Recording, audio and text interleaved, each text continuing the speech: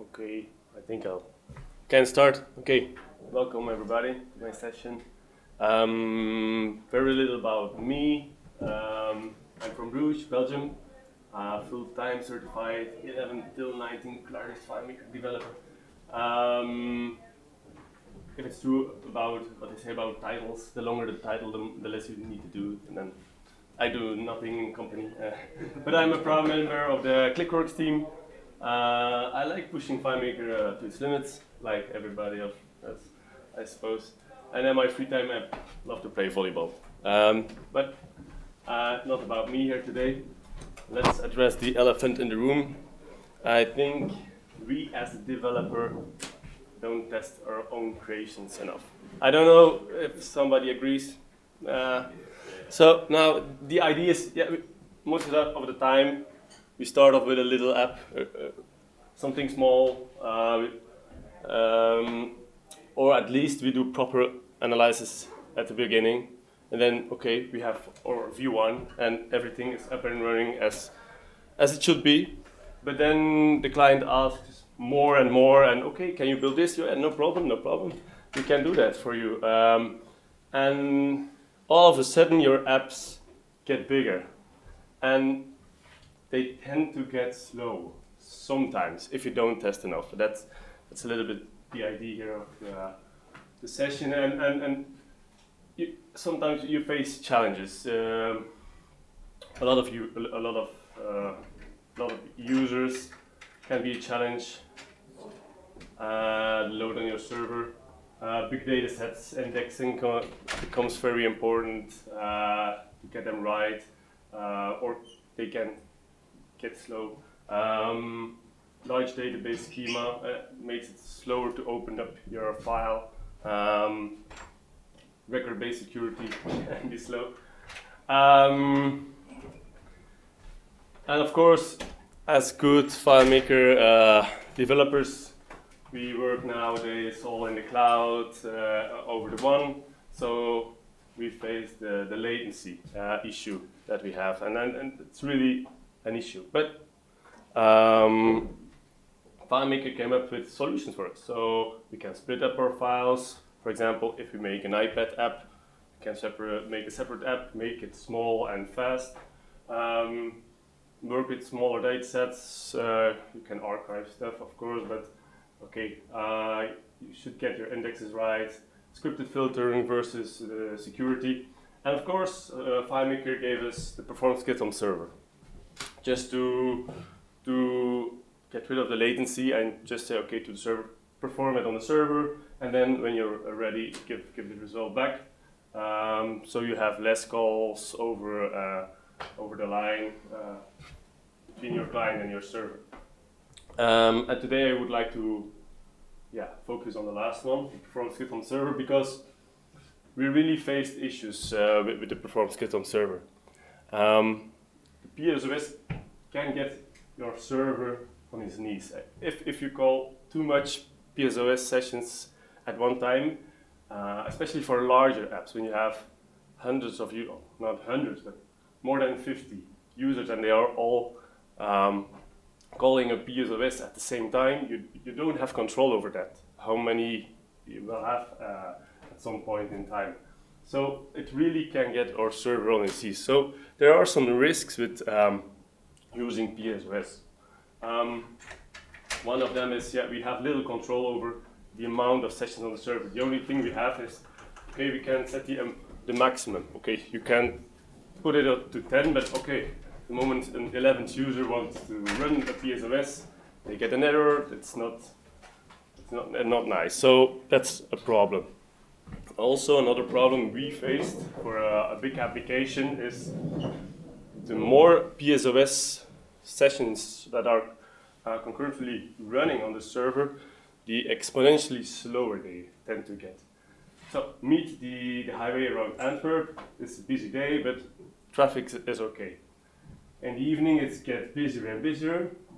Still traffic's okay, but it tends to be slower and slower. But at one time there's the possibility that you get a crash, and that there are just too many PSOS sessions and your server crashes. And then That's a screenshot of Soline's solution where they tested FileMaker PSOS sessions, and if you see, if you have, their averages, of course, running one slow search. This was here a screenshot of slow searches, but they did different tests. If you do one at a time, it takes 3 seconds.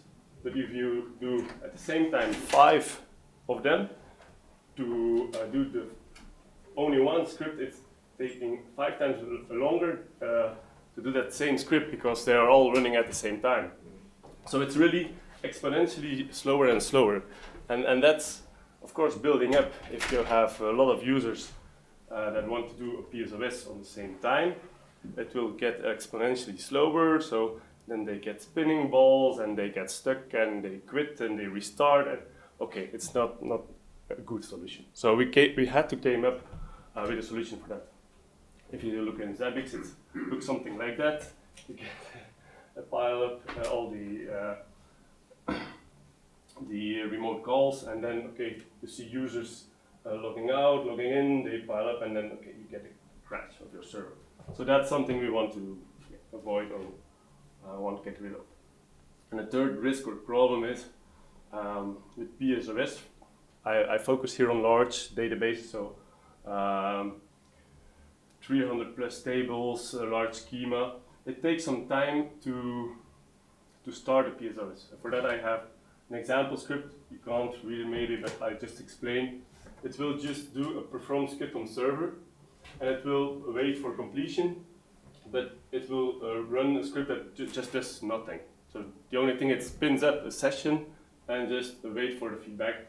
And here I'm actually just measuring how long it takes to spin up the PSOS and just give me the result back. So it's more than 4 seconds just to start up that session, which is crazy because sometimes I only want to do a quick update on the server, which maybe only take 1 second.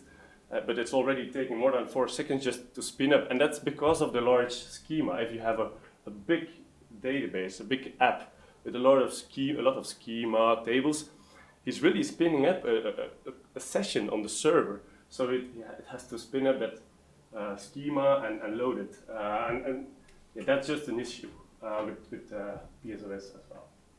So we were looking for a solution for that, and let's solve this like a real problem solver. That's what we are. So that's what we did, or we tend to do.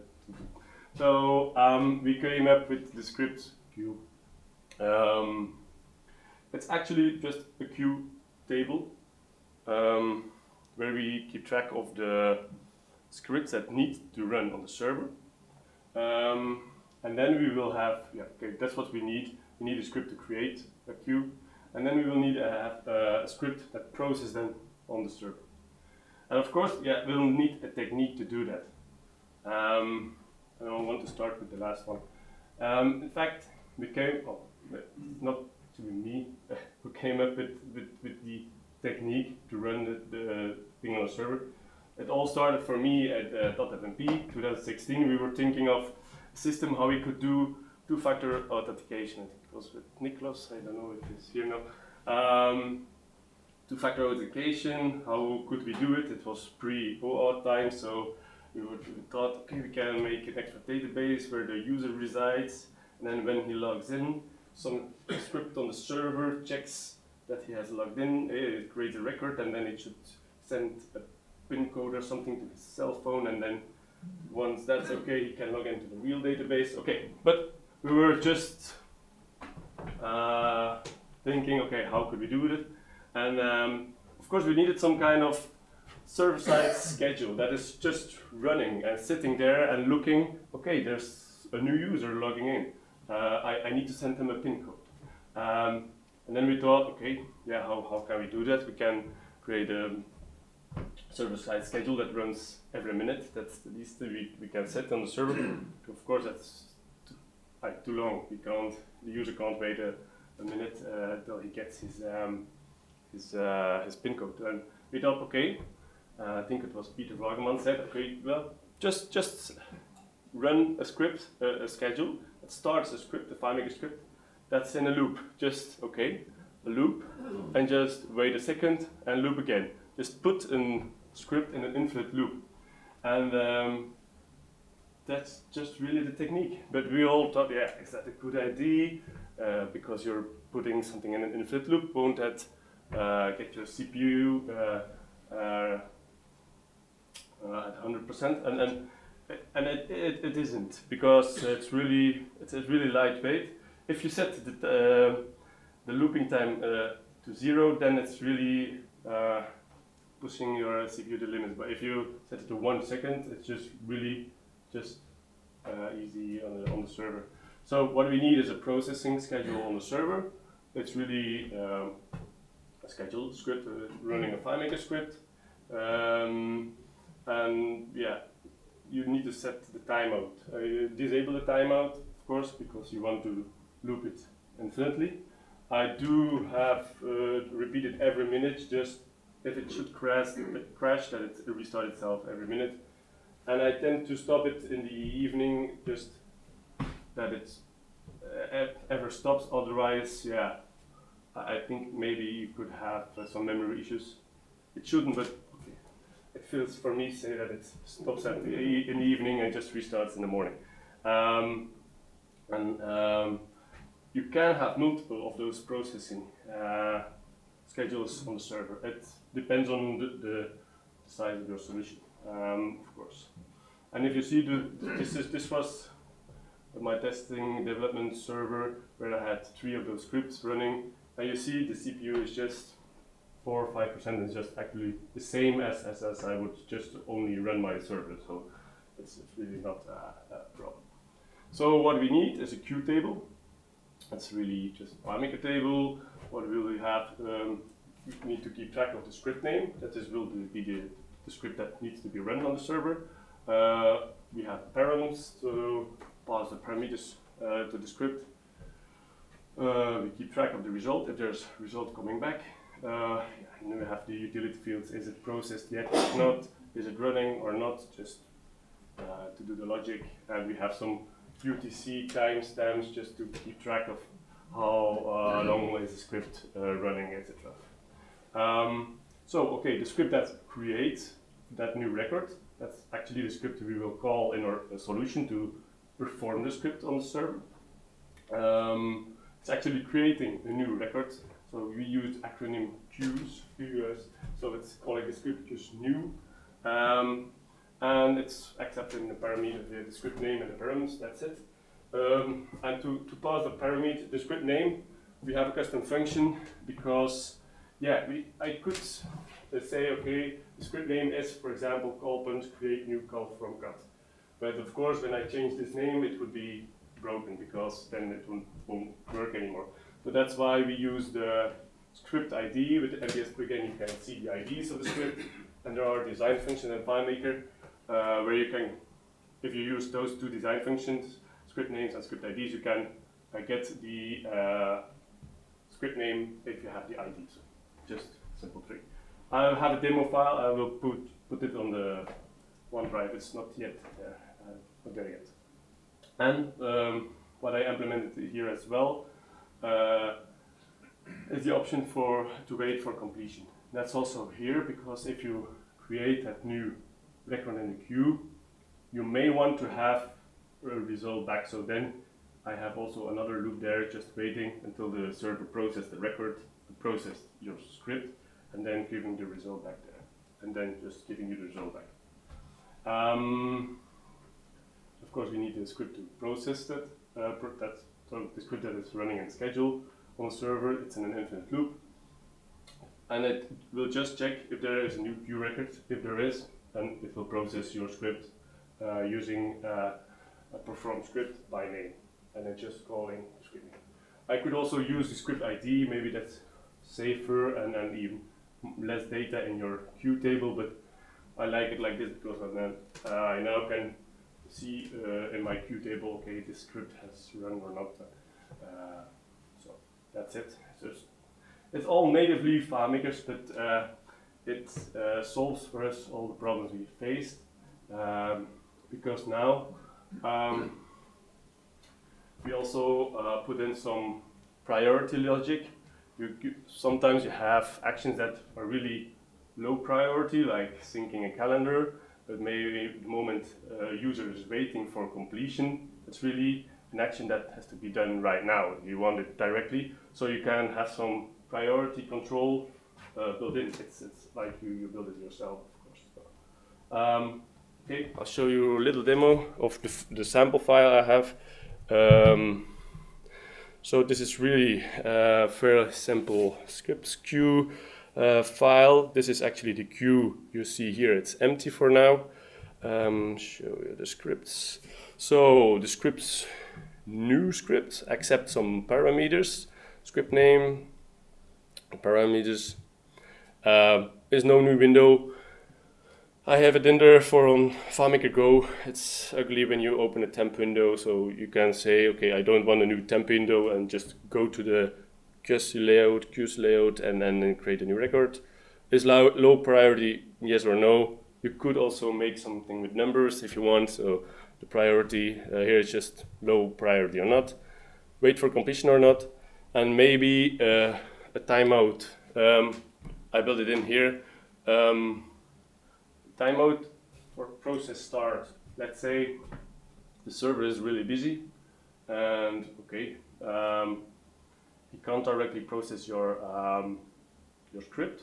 You can give it here a timeout if it's not starting your script in 3 seconds or so or something. Okay, you can divert it to maybe do it on the client side, but it's just an option. And then as a result of this script, you can get the ID back. And if you wait for completion, you also get the result, of course, maybe an error, or yeah, and here you also get the duration back. But okay, it's more as an example. So it's actually just setting the parameters. Okay, we stop if we don't have script name because that doesn't make sense. We create a new window, or just go to the queues layout, and actually, yeah, I've built in some logic. For us, this made sense, but maybe not for in your case. If there's already a queue record in there with the same parameters as we're asking for, like for example, check if we need to sync something. If it's already in there in the queue, we don't need it twice. But sometimes that, maybe in your case, that won't make sense. You will need it twice. I don't know, but we build it in here. That it's not creating double queue records, but okay, it's just creating a new record, and the moment you commit it here, it will be picked up on the server side. So it's just as easy as that. And then of course, if you put on is wait for completion here, it will get in a loop and just check the quest record until it's set is processed to true, and once it will give you back the result. I have here a timeout for the total processing time, just in case there's something wrong, and then okay, it has to stop. And then here for the process timeout. But in the end, it just okay. If it's processed, it's fetching the result here from the quest result, and it's giving it back here as a JSON parameter, my result. So nothing very fancy here. Also on the processing side, so that was the second script, the process on server. This is actually the script that is running in the schedule in an infinite loop. So it's just checking, okay, am I on the server? If so, great. If else, we exit. And then we put this script just in an infinite loop. That's it. And the trick to check for new queue records is actually here. We just do show all, and we go to the last record, because every new record is added at the end. Another option would be that we constantly do a find. Give me all the queue records that are not as processed.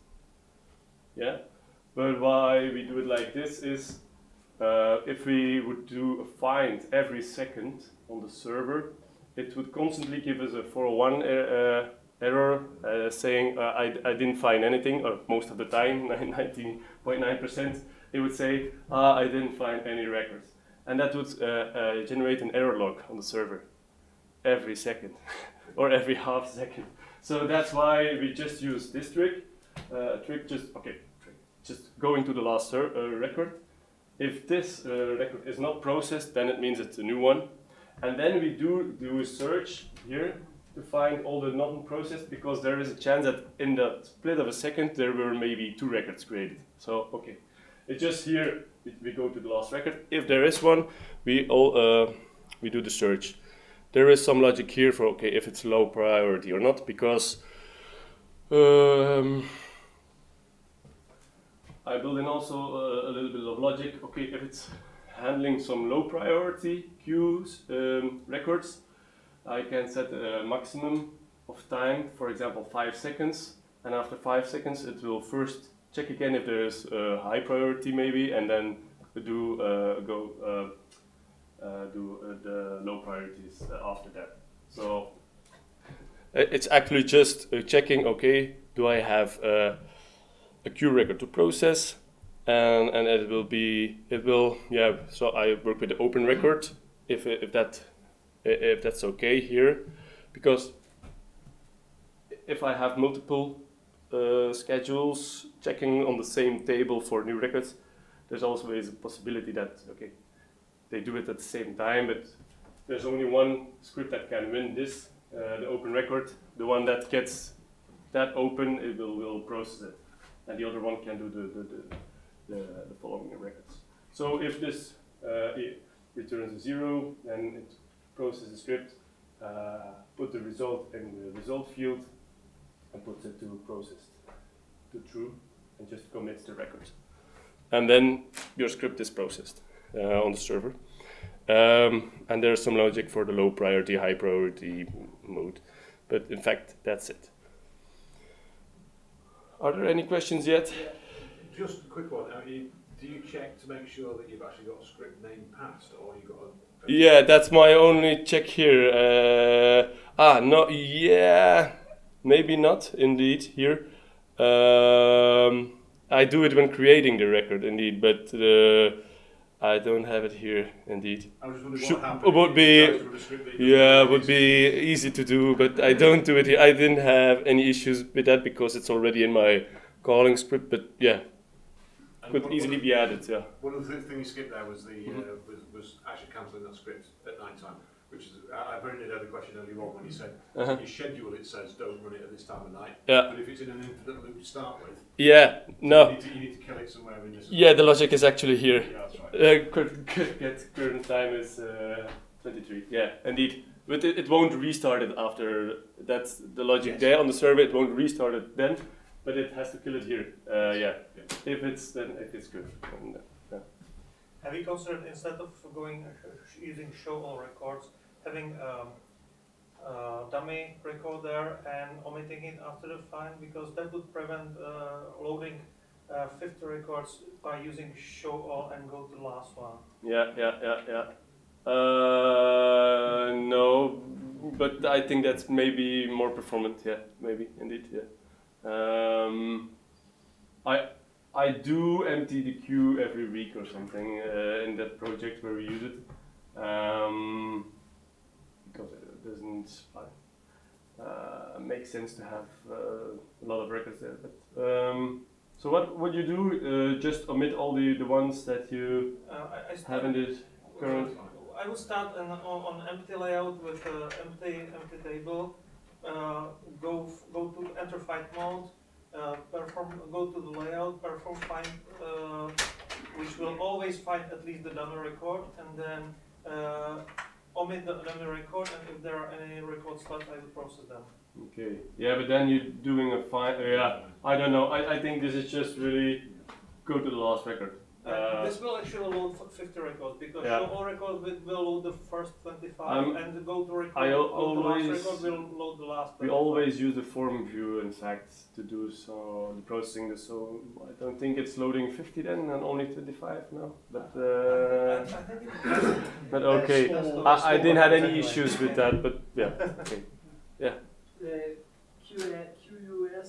Yeah. is running on the client. Yeah, that's really the perform script on server variant, and and this is just the script that process. Have you seen any issues of .news piling up on the client if they all wait for completion? Or will that handle okay on the clients? It's okay. So I can show you here. So this is actually an example here of, yeah. One more. I'll just show you. So if I do this is actually okay. Just to keep track of the time that it's running, it does a perform script. So QS new, where I actually use my custom function to say I want script 9 because okay, then if I rename the script, then it will always be the correct script name here. That was the ID, and I say okay, wait for completion true, and I want to wait 300 milliseconds. If not started, I'll quit. So if I run this here, save all. So what it does is it creates a record and then it gets processed on the server. Didn't check if my processes are running. Excuse me.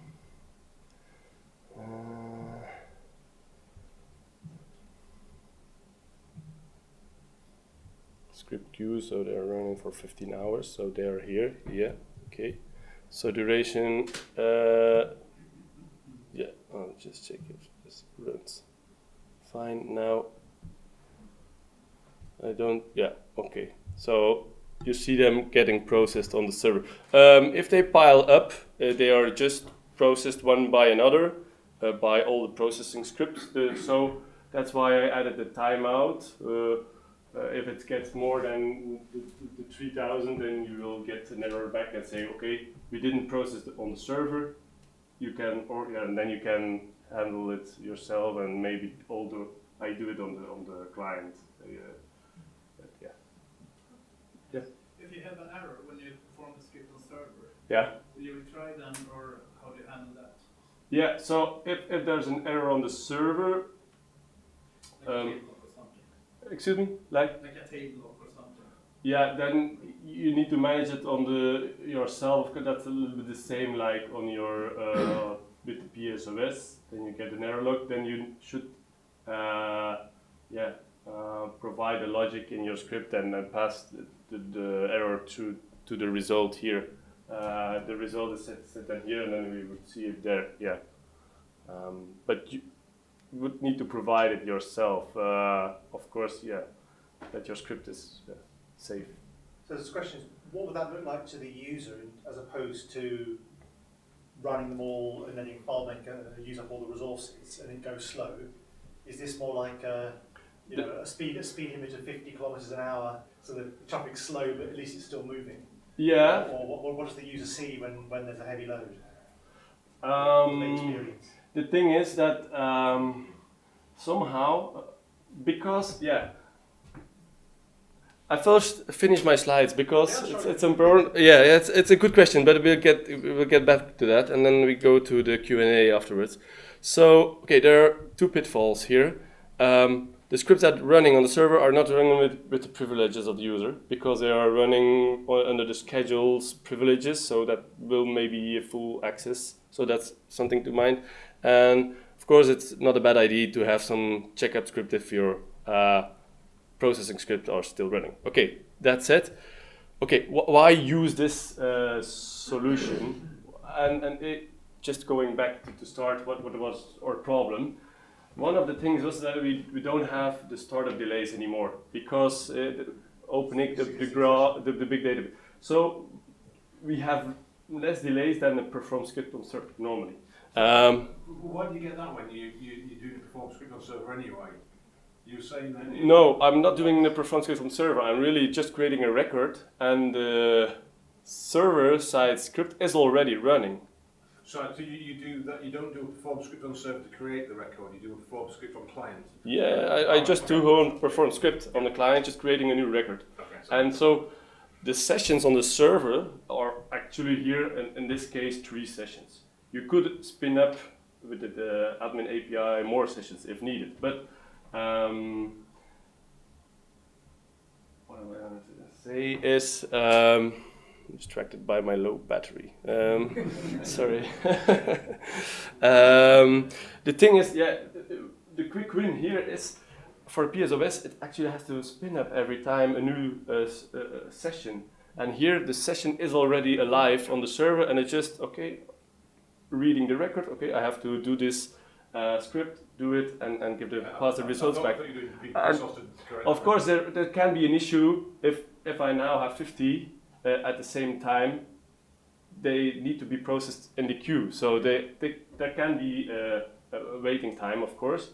But the good thing is that we can ourselves, or this as the developer, decide, okay, how many do we need? Because somehow, if you have more schedule scripts running, they don't exponentially slow down the process. I think the PSOS, how more you have, they're actually exponentially slower.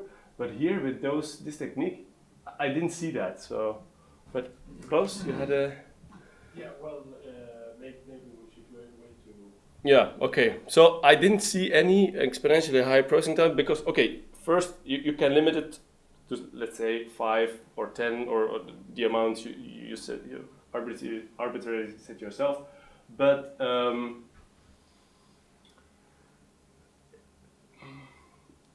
for us this was the solution because, okay, you can limit it to 10, for example, because if we had the choose, if the user could choose it, then we would end up with 20, 50, and then the server would crash. So this was really, we needed some kind of solution. So for us it was really no risk to overload the server now.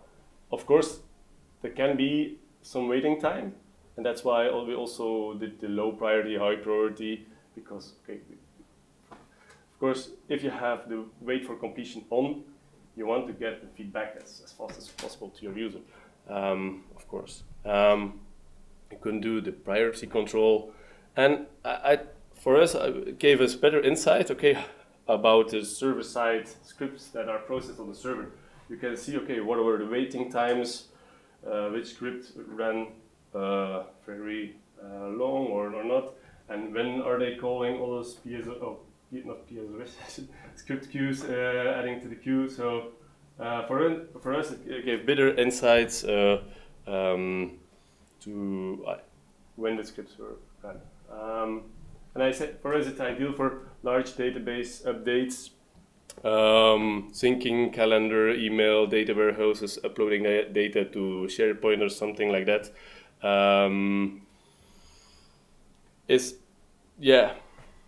That's where we use it for. But we tend to, as less as possible, use the PSOS because you don't have the control of, okay, how many will be there at any certain time on the day. So, and this runs perfectly for us. We didn't have any issues with it. So, okay, Q&A. So how many consecutive PSOS can you sort of reasonably do on the server? In our project, where there are 100 users, we only have the 3. And 3 is okay, because most of the time a script on the server only takes 1 second. That was I didn't show it in my demo, but one of the examples we have is, okay, we have a fairly complex calculation sales app, and what they do is they import a calculation set of records into a table, and it's a table with 7 million records nowadays, and it tends to be slow. And this is running now on the client. The server is on AWS somewhere in Frankfurt, and you see if you do this on the client, it takes some time. If you do this on the server, that was what I did here.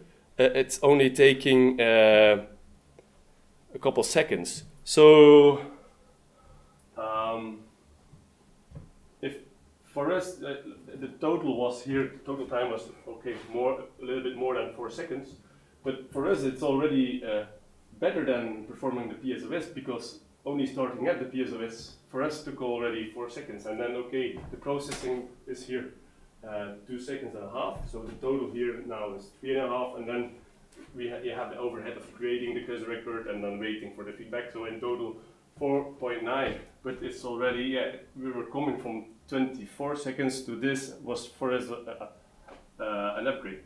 But we couldn't use the PSOS because, okay, if all the salespeople at the same time were doing this would crash our server. Of course, if we do wait for completion, if I do 5 of them at the same time, it will be slower, of course, because they are all importing in the same table. The indexes need to be updated. Then it's maybe better to look, okay, do I really need the 7 million records in there? Maybe it's better to Could you do it by having an additional file that just has the tables and relationships you need for some of these processes as external data references? So it would be quicker to start up because it's not loading a massive schema or anything. The problem with external databases, if it's referencing another file, it also needs to open that other file. So that won't really solve it. But yeah, maybe for this calculation stuff, it's also linked. The calculation is linked to an entity, linked to it's linked to the app. So in our case, it would be difficult to really put it in a separate file. But yeah, everybody does his own tailored stuff. Yeah. You said infinite loop. So how do you how fast do you have it looped? We did some tests. I set it now to 1 second. Here the processing, or half a second, and it's really I did some tests. 0.2 seconds here. And on the server, what's the setting there? Is that 1 minute, but that's the least you can go. 1 minute. That's just in case it crashes. It will restart itself after 1 minute maximum.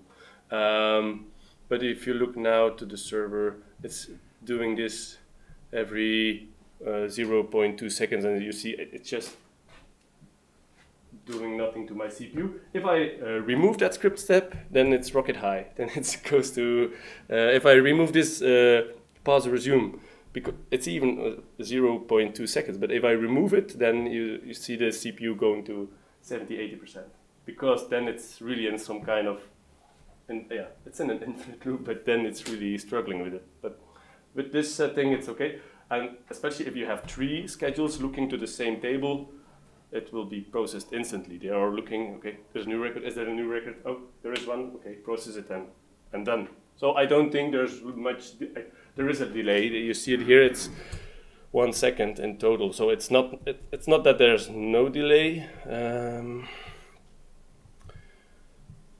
So yeah, okay, it was a real quick demo file, but this is the total processing time. So this is the UTC creation, then it was started here, the end of the process. So the process took 2.5, but the total time to do from creation to the end was 3.5 seconds. So you lose 1 second until it gets picked up, and then the result is committed to the record, of course. So you lose 1 second, of course, and then also a second, more or less, from the client's perspective. So you create the new record, then it gets picked up, the result is set, and then afterwards you also need to check, okay, the result is there. So you lose 2 seconds creating the record and checking till it's get back. But for us, the 2 seconds was way better than only the 4 seconds creating a new PSOS,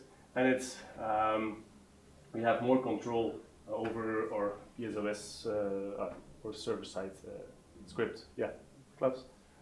So now it's a server-side script that is running in a loop. It might be better to use a PSOS script instead. Some differences there as well in what they need to open and not open, so it could depend on that. And to the number of sessions, maybe you have 3 sessions running, but we have a system where we have 40 processes running, taking card limits, creating I think we're creating 300,000 records within 2 or 3 hours. Yeah. So it's a system that has a lot of run. Mm-hmm. But the CPU is like 10-15% Yeah. with this technique because it's running in an endless loop. Yeah. But then we have the server-side script checking for the robot record, so a robot table, Yeah. where each robot writes down the timestamp of last run. And if that's not updated, then the server-side script will fire. Ah, yeah. Okay. Right? Yeah. Yeah. And you can actually do that by run as perform script on server. You cannot run a perform script on server to fire up a new perform script on server unless you enable a hidden feature that is. Nowadays we can perform script on server, but yeah. Yeah, but But- you can use the data API to do that. But what is the actual benefit of using PSOS instead of the schedule then? It is that Perf- the schedule is tied to the well, there's several things. It has to do with something like, but it's especially if you have multiple files where you need to log into Other certain files, in order yeah. to make it work, right? And that is something you can account for in that Yeah. part. Yeah. But it's also about the PSOS session is sitting like a real client where the other one is tied to a schedule. Mm-hmm. Yeah. Because it's a scheduled script. right? Yeah. But So it's more autonomous. Autonomous in English, yeah. When it runs as a perform script on server. yeah. Yeah, I think it's both run by the FMSE, the scripting engine. Yeah. But there Yeah. for some reason there are some differences. Yeah. So, even though it's the same we didn't process, test it's that the out. process, But yeah. Okay. But it's very efficient. Yeah, but I saw also Peter Wagmans having 17 of those scripts at the client, and it was all no problem. So he had it back then running already for 3 years. He said, okay, no problem. So I really didn't have any problems with it as well. One So. other thing about your script view, Uh-huh. if you take the record and after processing you move it to another table, then the script view table will always be empty. Mm. And if it's not empty, then it's because Okay. you need to do something. Yeah. Then you can use the get record count to instead of the show all or Yeah. other stuff, and that's much faster than trying to check for something. Yeah, that's a good idea. So yeah. Just move the record when it's taken. But then you're actually, yeah, okay, yeah, maybe. Then you're doing a lot, yeah, data, yeah, okay. Sorry, I Because think then we you have need, to oh, break this up. okay. We have one more session here. okay, Before yeah. before the dinner. So, Okay, sorry, thank you for listening.